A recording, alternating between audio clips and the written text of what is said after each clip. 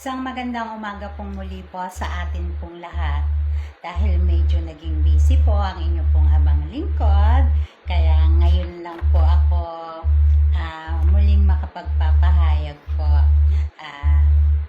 Gaya po ng lagi kong sinasabi sa umpisa po ng aking kapahayagan, palagi ko pong sasabihin sa inyong lahat na wala po akong ipinakikilala para po sa aking sarili.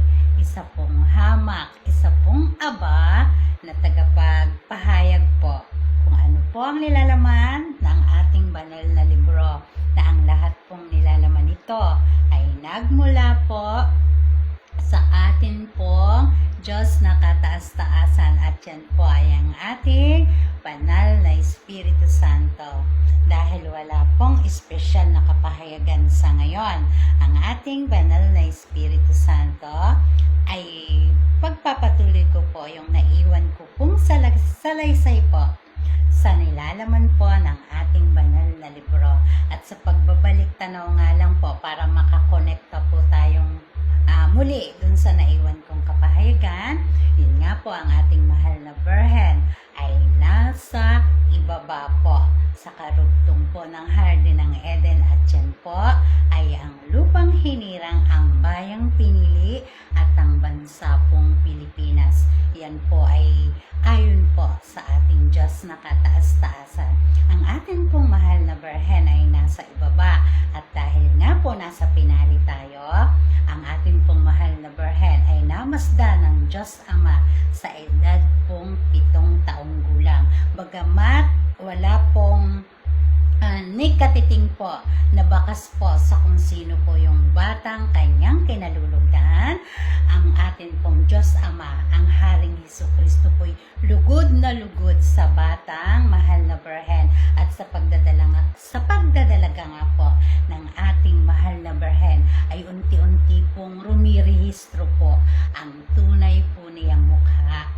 Bagamat hindi pa po ganoon kaklarado ang ating pong mahal na Birhen nung nasa edad na 17, ang ating pong Diyos Ama ay nakaramdam ng hindi naman po pagkakonsensya, dahil nga po ang alam naman ng ating Diyos Ama ay siya isang ordinaryong hari lamang, at hindi siya ang Diyos Ama. Basta ang alam niya, isang ordinaryo lamang siyang hari. Nakaramdam po siya ng pagkakonsensya dahil nga po ang Diyos Ama po ay nalulugod sa dalagitang mahal na Birhen, at lihim po'y nahuhulog po ang loob niya dito. So nakaramdam po siya na parang, bakit umiibig ako sa iyo? Ganong ang hinahanap ko, at nangungulila ako ng husto ay sa nawawala kong reyna. At yun nga po ang mahal na Birhen Maria. So parang nagigilty siya na bakit nahuhulog ang loob ko sa iyo? Ganong mayroon akong pinakamamahalang aking reyna. Wala siyang kaalam-alam na ang kanyang kinalulugdan at ang babaeng na unti-unting nahuhulog ang loob niya ay ang nawawala niyang reyna, dahil hindi pa nga po masyadong klarado po nung edad pong 17, 18, hindi pa po masyadong klarado ang mukha po ng ating mahal na Birhen. So nagpatuloy po ang ating mahal na Birhen sa kanya pong normal na pamumuhay po sa ibaba, payak, simple, natural po, at unti-unti nga po ang ating mahal na Birhen ay nagkakaroon po ng marami pong tagahanga. Ang ating pong mahal na Birhen ay nag-aral din po siya, subalit hindi po niya masyadong sineryoso, dahil nga po ang ating mahal na Birhen ay buo po sa isipan at sa loob niya na siya po ay mamadre, siya po ay papasok sa kumbento. Yun po talaga ang pangarap niya. Parang hinihintay lang po niya na yung parang mas maging matured po siya, o mas yung handang-handa na siya. So patuloy lang po ang buhay niya, at yun nga po, dumating po yung punto po na ang atin pong mahal na Birhen ay lumalaking kaakit-akit po. Nagkaroon ng mga manliligaw, mga tagahanga, subalit lubha pong maila po ang ating mahal na Birhen po. Dahil talagang sa puso po niya, ang sabi po niya, ako ay papasok sa kumbento at maglilingkod ako bilang isang madre nga po. So, yun ang haba pong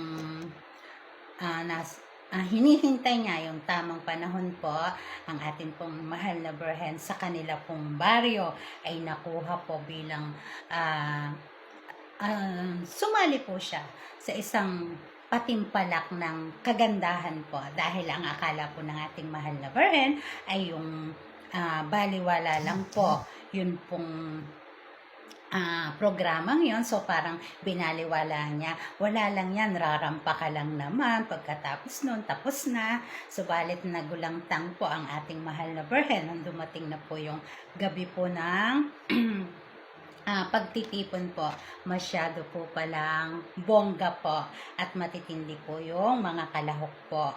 So dahil nga po hindi siya handa, ang atin pong mahal na Birhen ay nakaramdam ng matindi pong pagkadismaya. Bukod po sa hindi po siya handa, yung pakiramdam niya na parang nasabotahe pa siya dahil nga po hindi handa, wala siyang personal na taga-ayos, maging yung kasuotan niya ay napakasimple, at matapos po siyang ayusan nung isa pong tagapag-ayos na kalaban din po dun sa kompetisyon, sa halip po ng ating mahal na Birhen ay maging maamo ang mukha, ay nagmukha pa pong mas hindi kaakit-akit. So nadismaya po ang ating mahal na Birhen, at dahil po diyan ang ating pong mahal na Birhen, dahil sa sobra pong pagkadismaya po ay parang nawalan siya ng gana.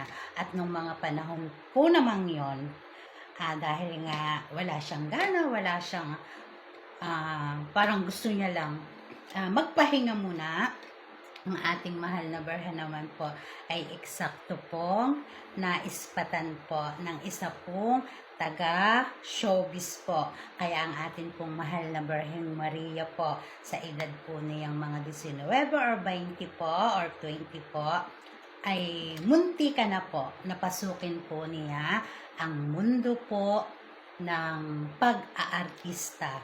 At ang kauna-unahan sanang artista na makakasama ng ating mahal na Birhen ay walang iba po kundi po si Miss Kris Aquino. Subalit hindi po siya pinahintulutan ng kanya pong ina, dahil nga po para sa kanya ang mundo po ng showbiz ay sobrang magulo at hindi raw po kakayanin ng ating mahal na Birhen ang mga pagsubok po dito, na siya pong naging sanhi ng panibagong dagok po sa puso po ng ating mahal na Birhen, panibagong kabiguan po. So parang lalo pong nawalan po ng gana ang ating mahal na Birhen, nawala sa mood, pakiramdam niya lahat na lang hindi pwede, hindi matutuloy, parang ganun po, dismayado po ang ating mahal na Birhen, na siya pong nagtulak sa ating mahal na Birhen.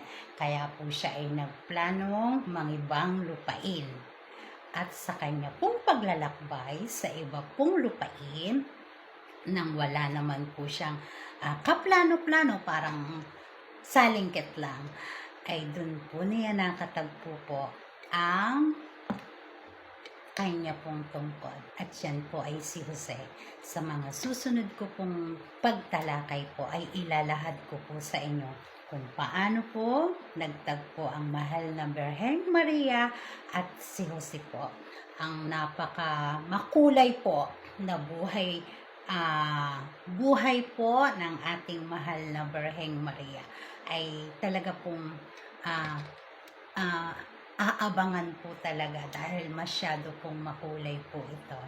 Ang ating pong mahal na Birhen Maria, ang hindi po basta-basta nakukunan ng magandang larawan po, na labis pong ipinagtaka nga po sa mundo po ng dapat ay papasukin niya sa showbiz po.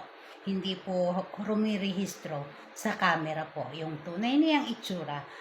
Nito na lamang po ang ating mahal na Birhen Maria ay nakukunan na po ng magandang anggulo po. Yan lang po muna sa ngayon. Hanggang sa muli po, ako po ang inyong abang lingkod. Bye-bye! Paalam! Mabuhay po tayong lahat.